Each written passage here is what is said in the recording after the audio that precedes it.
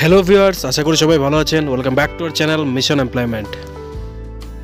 তো বন্ধুরা, আজকে আমরা আপনাদের জন্য ত্রিপুরার আরও জব নোটিফিকেশন নিয়ে এসেছি, যেখানে ত্রিপুরার যুবক যুবতীদের জন্য চাকরির সুযোগ রয়েছে।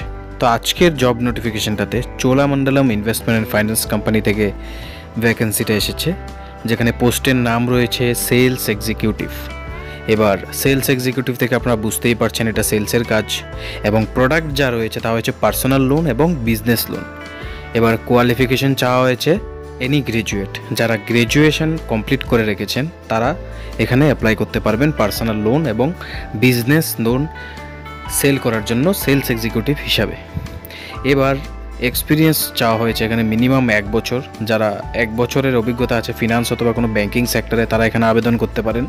Salary depends on current CTC, মানে আপনার কারেন্ট সিটিসির উপরে হাইক দিয়েই জয়েন করানো হবে। তো এখানে স্যালারি মেনশন করা হয়নি, এখানে বলা হয়েছে যে কারেন্ট সিটিসির উপরেই ডিপেন্ড থাকবে।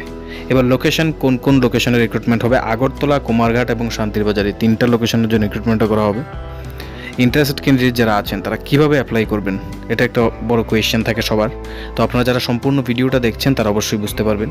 যারা ইন্টারেস্টেড ক্যান্ডিডেট রয়েছেন তারা এখানে দেওয়া হোয়াটসঅ্যাপ নাম্বারটার মধ্যে নিজেদের সিভি কিন্তু পাঠাবেন। এবার এই নাম্বার যদি কেউ কল করেন তাহলে অটোমেটিক তাদের ক্যান্ডিডেটের রিজেক্টেড হয়ে যাবে। তো কেউ এই নাম্বারে কল করবেন না অযথা, শুধুমাত্র হোয়াটসঅ্যাপে সিভি সেন্ড করে ওয়েট করবেন। যদি আপনার সিভি শর্টলিস্ট হয় তবেই আপনাকে কল করা হবে, আর যদি কল না আসে তাহলে বুঝে যাবেন আপনার সিভি শর্টলিস্টেড হয়নি। Best of luck guys. বন্ধুরা, ভিডিওটি যদি ভালো লাগে থাকে লাইক করতে ভুলবেন না, আর অবশ্যই শেয়ার করুন আপনাদের বন্ধুদের সাথে, যাতে তাদের কাছেও জব নোটিফিকেশনটা পৌঁছে যায়।